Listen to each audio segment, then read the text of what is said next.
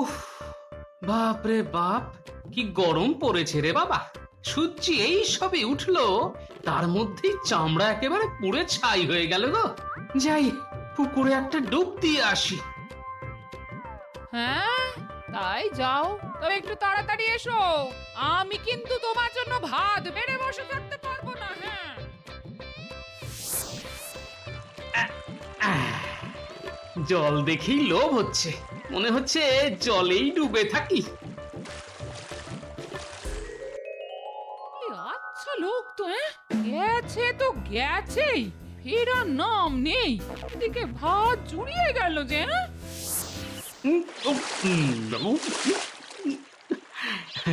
মনে হচ্ছে ডুবেই থাকি, আর উঠবো না। জলে ডুব দিয়ে কতক্ষণ থাকবে? দেখাচ্ছি মজা। হ্যাঁ, আচ্ছা আচ্ছা, আমাকে দেখেই জলে আবার ডুব না? দেখি দেখি লোকটা কতক্ষণ ডুবে থাকে, উঠতে তো হবে নাকি? এই আর একবার যদি ডুব দাও তো এই তোমার মাথায় ভাঙবো। সাধ করে কি বসে আছি গিন্নি? আহা, কি শান্তি। নাকে শিখনি নিয়ে হ্যাঁচো হ্যাঁচো করলে কিন্তু আমায় দেখো না, আমি বাবু তোমার সেবা করতে পারবো না। আরে না রে বাবা, কিছুই হবে না। আহা, শরীরটা একেবারে জুড়িয়ে গেল গো। আহ, কি শান্তি।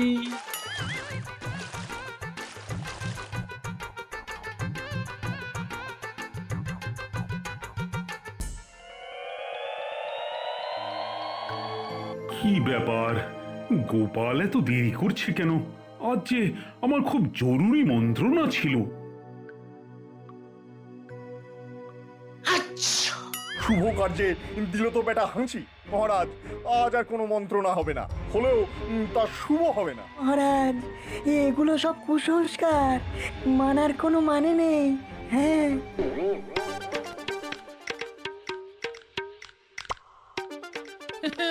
মুখে মারিতং জগতং, আমার কিছু হবে না। কিবির কিবির, এখন নাক ভর্তি সর্দি নিয়ে সারাদিন হ্যাঁচো আর হ্যাঁচো। মরণ হচ্ছে আমার। ঘরের কাজ ফেলে এখন সর্দি সামলাও। এমনিতেই মানুষটার বয়স হয়ে গেছে, কঠিন অসুখ না বাঁধিয়ে বসে। হ্যাঁ, বিছানায় একবার পড়ে গেলে কে সেবা করবে? আমি পারবো না বাবা, সেবা করতে পারবো না। কিন্তু যদি ভালো মন্দ কিছু হয়ে যায়, ইস, কি আজে বাজে কথা ভাবছে। মানুষটা এত বোকা যে জলে ডুবে থাকার কি বিপদ তা জানেই না। কপাল কপাল, সবই আমার কপাল। বোকা লোকের সঙ্গে ঘর করার যে কি মরণ, সে শুধু আমি জানি।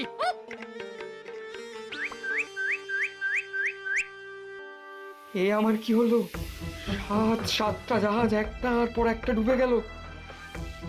এখন তো আমার বেঁচে থাকার কোনো মানে নেই। আমি কর্পদক শূন্য।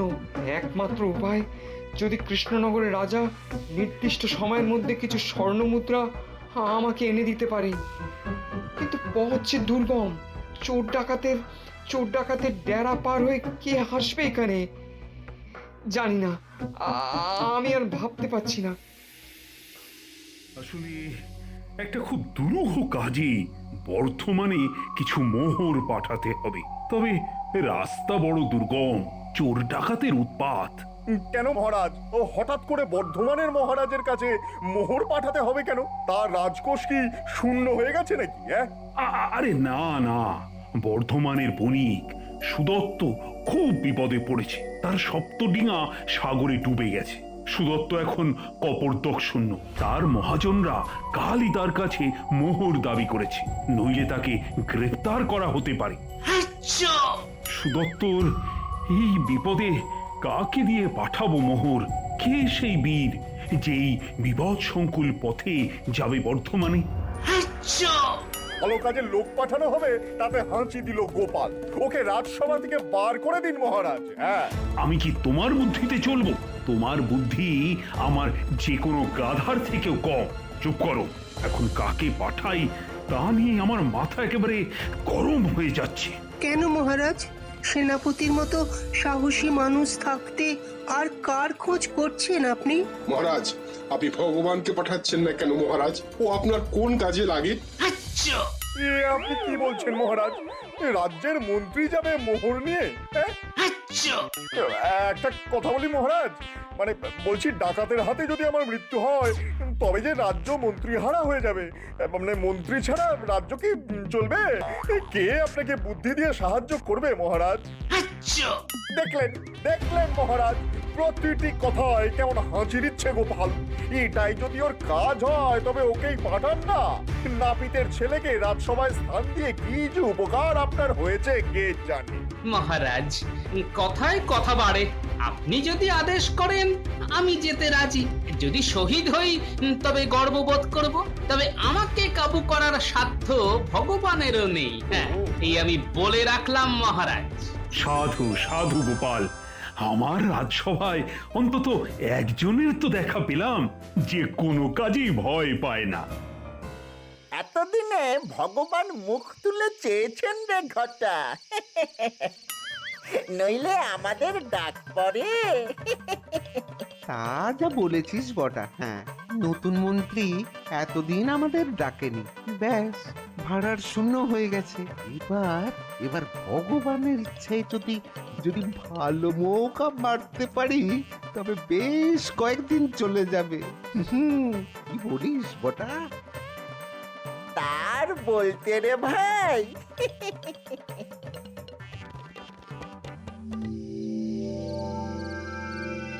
বুঝলে গিন্নি, সবাই আমাকে বোকা বলে মনে করে, কিন্তু রাজা মশাই এমন একটা কাজ দিয়েছেন যেখানে বুদ্ধি আর সাহস দুটোই লাগে। কি কাজ গো? তা এখন বলা যাবে না গিন্নি, আগে ফিরে আসি তারপর বলবো। বাবা, আজ সকালে না হয় একটু বেশি কথা শুনিয়েছি। তা কি তোমার ভালোর জন্যই তো নাকি? সেই রাগ এখনো পুষে রেখেছো? আর কিছু বলবো না বাবা, যাও। আরে না না, তা হতে যাবে কেন? কি মুশকিল? তাহলে বলো কোথায় যাচ্ছো? হ্যাঁ, কি মুশকিল? আরে বাবা, বলা গেলে কি আর বলতাম না? বলবে না তো? ঠিক আছে, আমি কালই ভাইয়ের কাছে চলে যাচ্ছি। হ্যাঁ, আচ্ছা আচ্ছা আচ্ছা, বলছি। শোনো। শোন, এবারের কাজ কিন্তু বেশ কঠিন। উতরে দিলে বকরা দুজনেই পাবি, তবে কাজটা একজনের। মনে হচ্ছে বটাকে দিয়েই কাজটা হবে। ওর চেহারাটা বেশ নরম নরম, তবে ছদ্মবেশ নিতে হবে। দাঁড়ি গোপ লাগিয়ে বণিক সাজতে হবে। ঘরের ওদিকে দেখ, বণিকের পোশাক রাখা আছে, বটার গায়ে হয়ে যাবে। সে তো না হয় হলো, কিন্তু কাজটা কি সেটা তো আগে বলবেন। বলছি, আগে কাছে আয়, কানে কানে বলি। খুব গোপনে করতে হবে কিন্তু, বুঝলি?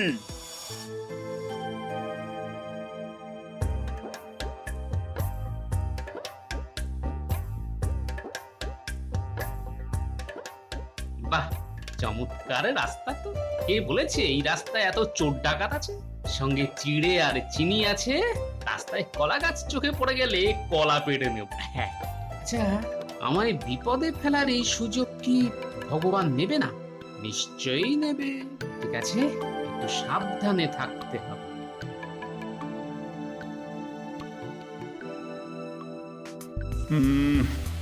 গোপালের জন্য ভারী দুশ্চিন্তা হচ্ছে।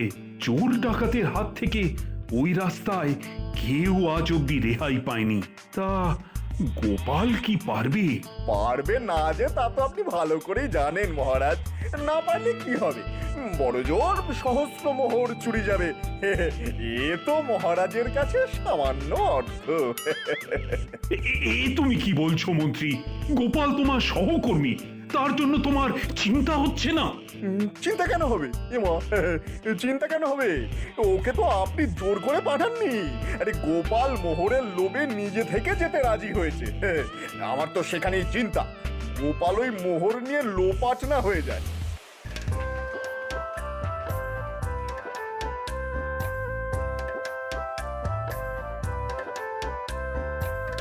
আচ্ছা, বেটা ভগবান তাহলে নিজেই ডাকাত লাগিয়েছে? বেশ বেশ এবার জমবে খেলা। তা ভাই, এই পথে তুমি কোথায় যাচ্ছ? তুমি কি বণিক? হ্যাঁ ভাই, আমিও বণিক। তুমি? আমি প্রখ্যাত বণিক বটকেশ্বর দা। আমার সপ্তডিঙ্গা আছে, সপ্তডিঙ্গা বর্ধমানে ফিরছে। কি নেই তাতে? রেশম, গালিচা, মশলা, মসলিন, আপেল, আঙ্গুর সব পাবে। তবে কি জানো তো, আমার আর ধন দৌলতে মন নেই। এখন তীর্থস্থান দর্শন করে বাকি জীবনটা কাটিয়ে দিতে পারলেই বাঁচি। ও তা তোমার পরিচয়টা তো জানলাম না। আমি ভাই কাঁচকলার ব্যবসা করি, বিভিন্ন প্রদেশে কাঁচকলা বেচে পেট চালাই। অদ্ভুত, তুমি কি বর্ধমান যাচ্ছ কাঁচকলা বেচতে? না না, কিনতে। আসার সময় যদি দেখা হয় তাহলে তোমায় অতি উত্তম স্বাদের কাঁচকলা খাওয়াবো। হ্যাঁ, তোমার তো যে কোনোদিন চাকরি চলে যেতে পারে, এখনো কিছুই কামাতে পারলে না। বলি, চাকরি চলে গেলে আমরা খাবো কি? তার কোনো ব্যবস্থা ভেবেছো কি? এত বোকা আমার ভেবো না কিনি। সব ব্যবস্থা হয়ে গেছে, আর দুদিন অপেক্ষা করো। এবার যা বুদ্ধি খাটিয়েছি না, তুমি রানীর মতো সারা গায়ে সোনার গয়না পরে পাঞ্চি ববে আর দাস দাসীদের আদেশ করবে। রাখো তোমার আদিক্ষেতা, সামান্য একটা নাম থেকে কবজা করতে পারলে না। তুমি আসলে একটা অতি নির্বোধ লোক। এ তুমি যাই বলো না কেন, আমার কত বুদ্ধি তা আমি জানি। ঠেস দিয়ে কথা না বলে এখন যা বলি তা করে ফেলো। হ্যাঁ, জিনিসপত্র গুছিয়ে ফেলো। হাতে মাল এলেই রাজ্য ছেড়ে পালাতে হবে একেবারে অন্য রাজ্যে। মহারাজ আমাদের কোনো খোঁজই পাবে না। ভাই কাঁচকলা বণিক, তোমার খিদে পায় না? অন্ধকার তো ঘনিয়ে এলো, আমার কিন্তু খুব পেয়েছে। আমি কিন্তু দিনে কিছু খাই না, আজ তো খাবই না, বড্ড ধকল গেছে, ঘুম পেয়ে গেছে গো। ঘুম পেলে ঘুমিয়ে পড়ো। সত্যি বড্ড ধকল গেছে আজ। দাঁড়াও, আমি তোমার বিছানা করে দিই। দেবে? তা দাও। তোমার কি দয়ার শরীর গো। তবে তুমি তোমার বিছানা না করে আমার বিছানা করলে সেটা আমার পক্ষে খুব অপমানজনক হবে। আগে তোমার বালিশ বিছানা পাতো, তারপর আমারটা পাতো ভাই। হ্যাঁ ঠিক আছে, আমি আমাদের দুজনের শোয়ার জায়গাটা করে দিচ্ছি।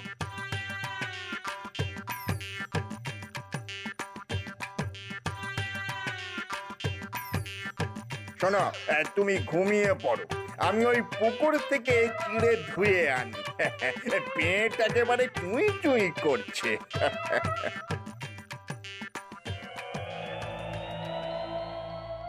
সেই কখন বেরিয়েছে গো লোকটা?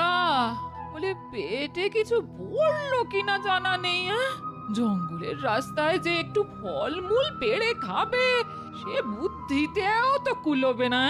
সঙ্গে যে খাবার দিয়েছি তা খুলেও দেখবে কিনা কে জানে। আশেপাশের গ্রাম থেকে যে চারটি খাবার চেয়ে নেবে সে বুদ্ধিও তোর ঘটে নেই। কি করি? ও মা, হ্যাঁ তো ওই জঙ্গলে তো শুনেছি বাঘও আছে। হ্যাঁ, চোর ডাকাত তো ছেড়েই দিলাম। ওগো, তুমি ফিরে এসো, আর কখনো তোমাকে গাল বন্ধ করবো না গো। আমার কি হবে গো? আমি বিধবা হয়ে যাব নাকি গো?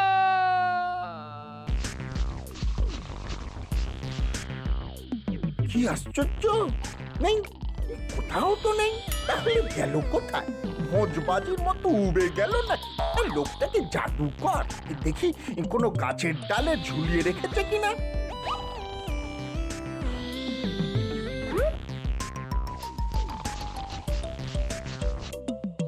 আবার এত কষ্ট সব চলে চলে গেল, ভগবানের কাছে মুখ দেখাবো কি করে?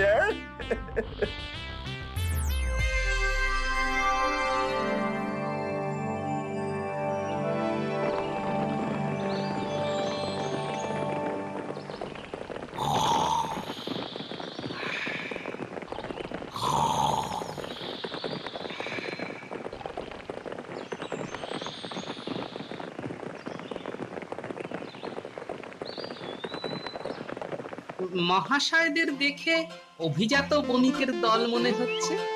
শুনুন, আমি মহারাজ কৃষ্ণচন্দ্রের সভাসদ। বিশেষ কাজে যাচ্ছিলাম বর্ধমানে বণিক সুদত্তের বাসগৃহে। এই দেখুন, আমার কাছে মহারাজের মোহর আছে। এই দুঃসাহসিক কাজে আমরা যদি আপনার কোনো কাজে লাগতে পারি তাহলে নিজেদের ধন্য মনে করব। তাহলে শীঘ্রই এই চোরটাকে আপনারা বেঁধে নিয়ে যান বর্ধমানের রাজার কাছে।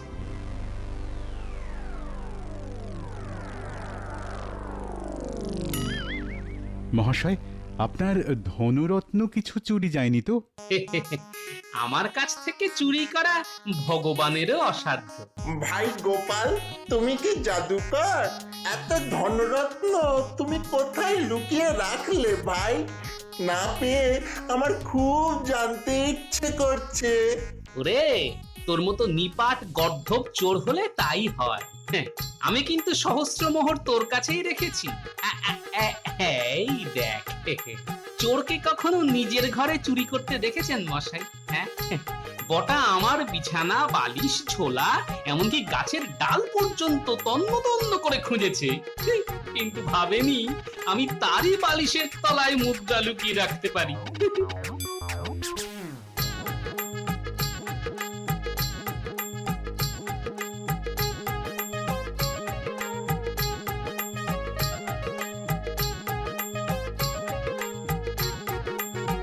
আপনার মতো বুদ্ধিমান সভাসদ পাওয়া মহারাজ কৃষ্ণচন্দ্রের সৌভাগ্য।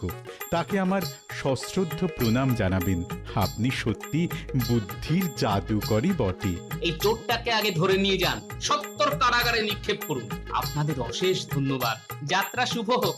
আমি চললাম আমার কাজে।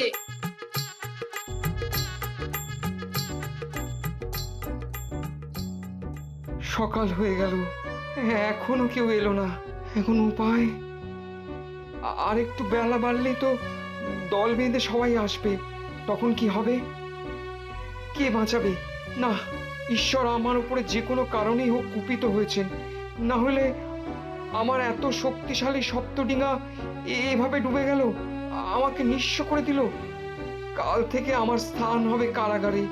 আমি বণিক সুদত্ত এখন রাস্তার ভিখারি। হায় ভাগ্যের কি করুণ পরিহাস! দেখো, সুদত্ত মস্ত বণিক, কত নৌ অভিযানের নায়ক, এই রাজ্যের সৌভাগ্যের প্রতীক। তাকে কি আরেকটু সময় দেওয়া যায় না? এত তাড়াতাড়ি সে এত স্বর্ণমুদ্রা পাবে কোথা থেকে? না না না, এভাবে সুদত্তকে বাড়তে দেওয়া ঠিক নয়। সে এত কম দামে জিনিসপত্র দেয় কি করে? আমার সুগন্ধি তেলের ব্যবসা তো ওর জন্য তুলে দিতে হলো। না না না, তোমরা ওকে এভাবে সময় দেবার জন্য আমাকে অনুরোধ করো না। তোমরা কি করবে আমি জানি না, তবে আমার দেনা তাকে শোধ করতেই হবে, তার যেভাবেই হোক। একটা কাজ করা যেতেই পারে। এখন ধন সম্পত্তি বলতে ওই বসত বাটি, হ্যাঁ, সেটা সে আমাদের কাছে বন্ধক রাখতেই পারে। যখন ও দেনা মিটিয়ে দেবে তখন ওই সুদে আসলে হিসেব নিকেশ করে যা হোক একটা মীমাংসায় আসা যেতে পারে। তোমার লোক কিছুতেই মিটবে না। এত ধন সম্পদ তুমি রেখে যাবে কার জন্যে? কিংকুলে তো কেউই নেই। টাকা একটা নেশা ভায়া, টাকা একটা নেশা। টাকা ছাড়া আমি আর কিছুই ভাবতে পারি না, বুঝেছো? মাঝে মাঝে বেশি রাতে যখন কেউ থাকে না, তখন ওই মোহরগুলো তার যে কি আনন্দ তা তোমাদের আমি বোঝাতে পারবো না, বুঝেছো?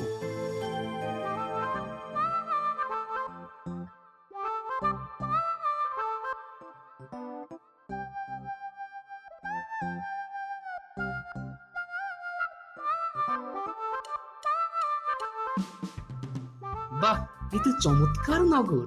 কত লোক। এখন সুদত্ত বণিকের বাড়ি চিনব কি করে? ওই যে একজন আসছে, ওকেই জিজ্ঞেস করি। মহাশয় নিশ্চয়ই এই নগরের বাসিন্দা?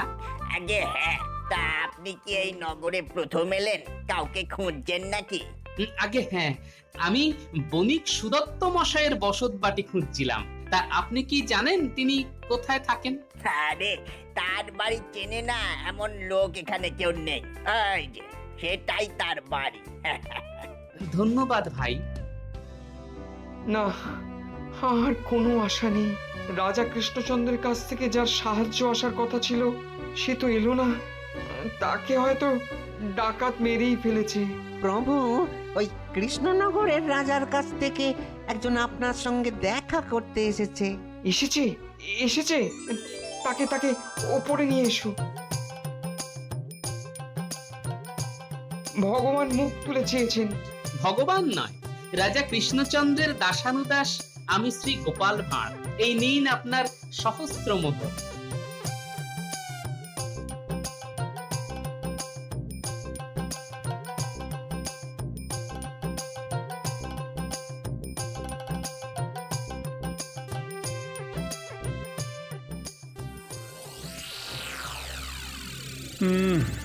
গোপালের গোপালের তো এতক্ষণে চলে আসার কথা না। বড় দুশ্চিন্তা হচ্ছে হে সেনাপতি। ওই হ্যাঁ, গোপাল, গোপাল তুমি ফিরে এসেছো। আহা, এতক্ষণে ধরে প্রাণ এলো। তা সব কাজ সুসম্পন্ন হয়েছে তো? আগে মহারাজ, ভগবানের কৃপায় তা হয়েছে বটে। আমি মুখ্য সূক্ষ্ম মানুষ, নাপিতের ছেলে। তবে একটা কথা মানি, বুদ্ধিং যস্য বলং তস্য। জয় জয় গোপালের জয়। তোমাকে